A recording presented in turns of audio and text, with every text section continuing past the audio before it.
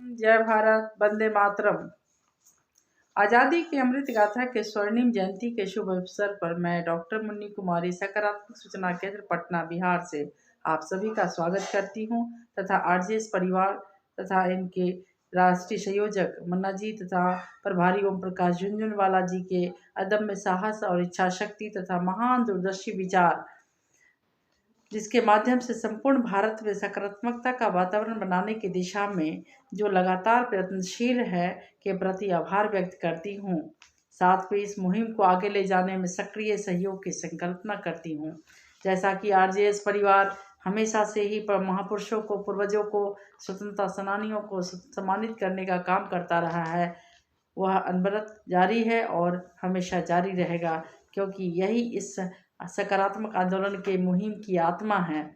इस कड़ी में मैं आज स्वतंत्रता सेनानी मदन लाल ढींगड़ा को याद करते हुए और उन्हें श्रद्धांजलि अर्पित करती हूँ। इनका जन्म 18 सितंबर 1883 ईस्वी में पंजाब के एक संपन्न हिंदू परिवार में हुआ था। इनके पिता सिविल सर्जन थे और माता धार्मिक प्रवृत्ति की उच्च संस्कारों वाली महिला थी। इनका परिवार अंग्रेजों का विश्वास पात्र था, लेकिन स्वतंत्रता संबंधी क्रांति के आरोप में लाहौर के एक विद्यालय से इन्हें निष्कासित कर दिया गया था। इनके परिवार ने इस वजह से इनसे नाता तोड़ लिया था। फलस्वरूप इन्हें कई तरह के काम कर गुजारा करना पड़ा, कभी लिपिक के रूप में तो कभी श्रमिक के रूप में। श्रमिक के रूप में ये एक संघ का निर्माण किया, जिसके अंतर्गत श्रमिकों की समस्याओं का समाधान हो सके, लेकिन यहाँ से भी इन्हें निकाल दिया गया। अपने बड़े भाई के सहयोग से ये उच्च शिक्षा के लिए इंग्लैंड चले गए, जहाँ लंदन के यूनिवर्सिटी में यांत्रिक प्रौद्योगिकी में प्रवेश लिया। इसके लिए इन्हें अपने बड़े भाई तथा कुछ राष्ट्रवादी कार्यकर्ताओं से आर्थिक सहायता मिलने लगा। यहीं पर इनकी भेंट वीडी सावरकर तथा श्यामजी कृष्ण वर्मा जैसे क्रांतिकारी स्वतंत्रता सेनानी से हुई। यहाँ उन्हें हथियार चलाने का प्रशिक्षण दिया गया। मदन लाल ढींगड़ा अभिनव भारत मंडल और इंडिया हाउस नाम के संस्था से जुड़ गए, जो भारतीय विद्यार्थियों के लिए राजनीतिक गतिविधियों का आधार था। इस दौरान पढ़ने वाले अन्य बहुत से भारतीय छात्र भारत में खुदीराम बोस, कथानी दत्त आदि देश में जो फांसी दिए जाने की खबर से बौखला से गए और प्रतिक्रिया स्वरूप करजन वायली की हत्या कर दी। वार्षिक दिवस समारोह में बहुत से भारतीय और अंग्रेज शामिल हुए थे। इसमें अंग्रेजों को सबक सिखाने के उद्देश्य से मदन लाल ढींगड़ा भी गए थे। अंग्रेजों के लिए भारतीय से जासूसी कराने वाले ब्रिटिश अधिकारी सर करजन वायली ने जैसे ही हॉल में प्रवेश किया तो ढींगड़ा ने रिवॉल्वर से उस पर 4 गोलियां दाग दी। फलस्वरूप मदन लाल ढींगड़ा को इसके लिए आरोपी ठहराकर मुकदमा चलाया गया था, जहां इन्हें फांसी की सजा दी गई। 26 वर्ष का यह देशभक्त फांसी पर लटका दिया गया था। हिंदू रीति रिवाज से दाह संस्कार की इनकी इच्छा के विपरीत इन्हें चार दीवारी के अंदर दफना दिया गया था। किसी भारतीय द्वारा ब्रिटेन में की गई यह पहली राजनीतिक हत्या थी। यहीं पर मदन लाल ढींगड़ा को गिरफ्तार कर लिया गया था। परिवार ने उनको अपना मानने से इनकार कर दिया। उनके पिता ने कहा, इसने मेरे मुंह पर कालिक पोत दिया। लेकिन मदन लाल ढींगड़ा ने अपने बयान में कहा, यह विशेष उद्देश्य के लिए उठाया गया कदम है, जिसका संदर्भ भारत की अस्मिता और स्वतंत्रता से है। अदालत ने 23 जुलाई 1909 ईस्वी को फांसी की सजा सुनाई और 17 अगस्त 1909 ईस्वी को उन्हें फांसी की सजा दी गई। मदन लाल ढींगड़ा भारतीय स्वतंत्रता संग्राम के अप्रतिम क्रांतिकारी थे। भारतीय स्वतंत्रता की चिंगारी को अग्नि में बदलने का काम महान शहीद मदन लाल ढींगड़ा को ही जाता है। ऐसे भारत माता के महान सपूत को मैं आरजेएस परिवार की ओर से श्रद्धांजलि अर्पित करती हूँ। जय हिंद, जय भारत, वंदे मातरम।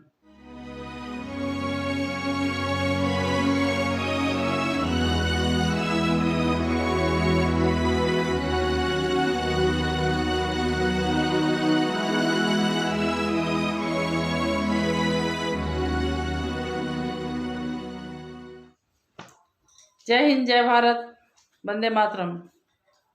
आज़ादी के श्रृंखलाबद्ध कार्यक्रमों की कड़ी में स्वर्ण जयंती अमृत गाथा सप्ताह जो 13 फरवरी तक मनाया जा रहा है, आरजे समृद्ध परिवार के द्वारा लगभग 6.5 वर्षों से लगातार सकारात्मक भारत आंदोलन चलाया जा रहा है, जिसके अंतर्गत भारत के महापुरुषों को, स्वतंत्रता सेनानियों को उनके योगदान को, व्यक्तित्व को लोगों के समक्ष लाने का काम और राष्ट्र के गौरव को राष्ट्र प्रथम, भारत एक परिवार, विश्व एक घर का नाम संदेश पहुंचाने की अनवरत कोशिश की जा रही है और संपूर्ण भारत के सकारात्मक होने तक आरजेएस परिवार के द्वारा मुहिम जारी रहेगा, इसकी संकल्पना दोहराई जा रही है। मैं डॉक्टर मुन्नी कुमारी आरजेएस परिवार की ओर से सभी का अभिनंदन करती हूँ। साथ ही इस महत्वपूर्ण कड़ी में मैं महान शायर कवि मिर्ज़ा गालिब जी के पुण्यतिथि जो 15 फरवरी को है, सहृदय श्रद्धांजलि अर्पित करती हूँ और उनके व्यक्तित्व और उनके कृतित्व को साझा करने का प्रयत्न करती हूँ, ताकि उनके संदेश को आप तक पहुँचाकर कुछ सीखने और सिखाने का प्रयास किया जा सके। मिर्ज़ा असदुल्ला बेग खान जो अपने तखल्लुस गालिब से जाने जाते हैं, उर्दू एवं फारसी भाषा के एक महान शायर थे। उनके लेखन एक दस्तावेज है। भारत और पाकिस्तान के एक कवि के रूप में वे प्रतिष्ठित हैं। मिर्ज़ा गालिब का नाम ज़हन में आते ही शायरी, नज़्म का ख्यालात उभर आता है। यहाँ एक मशहूर शायरी पेश करती हूँ जो उन्हीं को सुपुर्द है, लोकप्रिय है काफ़ी। हज़ारों ख्वाहिशें ऐसी की हर ख्वाहिश पर दम निकले, बहुत निकले पर मेरे अरमान लेकिन फिर भी कम निकले। मिर्ज़ा गालिब एक मशहूर शायर थे। इनका जन्म 27 दिसंबर 1797 को आगरा के काला महल में हुआ था। इनका पूरा नाम मिर्ज़ा असदुल्ला बेग खान था। इनके पूर्वज तुर्की के निवासी थे और इनके पिता मिर्ज़ा अब्दुल्ला बेग खान लखनऊ के नवाब के दरबारी थे। बचपन में ही इनके पिता का देहांत हो गया था। पालन पोषण चाचा नसरुल्ला बेग खान ने की थी। गालिब को लिखने पढ़ने का शौक़ बचपन से ही था।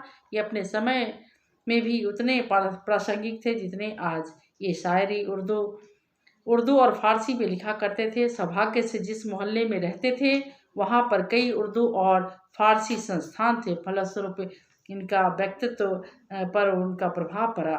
यहीं पर उन्होंने विभिन्न विद्वानों के संसर्ग में आए और उनसे शिक्षा ग्रहण की।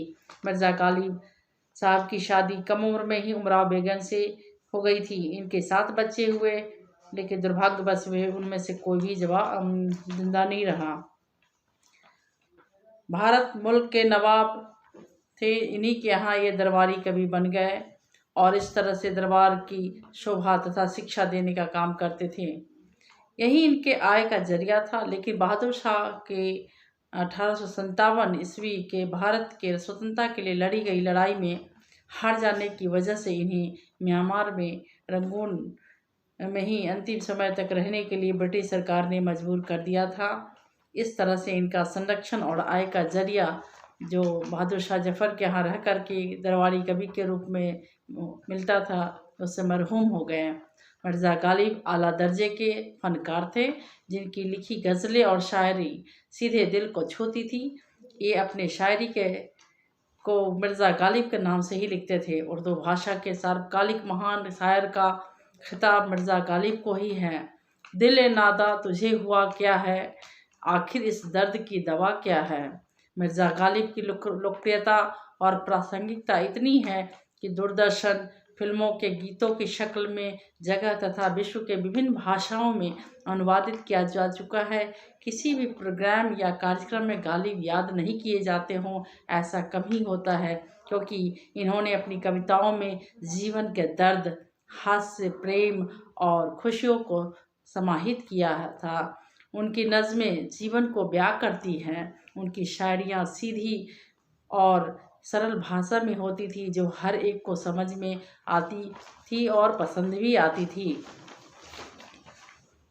ऐसे महान शायर सपूत जिसे कई तरह के सम्मान से सम्मानित किया जाता रहा है। यह काल और समय से भी आगे के शायर हैं, जो शायरी, नज़्म आदि के माध्यम से सबों के दिल पर राज करते रहेंगे। मैं आरजेएस परिवार की ओर से सहृदय पुनः श्रद्धांजलि अर्पित करती हूँ। साथ ही आरजेएस परिवार के प्रति आभार व्यक्त करती हूँ। जय हिंद, जय भारत, वंदे मातरम। सकारात्मक ऊर्जा का आओ सब में संचार कराएं। ऐसा ना हो कि हम अपनी जिम्मेदारी भूल न जाएं। क्यों इंतजार करें हम किसी का, आओ एक मशाल जलाएं। सकारात्मकता के उदय का चलिए हम उद्घोष कराएं। आरजेएस जय हिंद के नारों से अपना देश जगाएं। आरजेएस वंदे मातरम से सारी सरकार जगाए।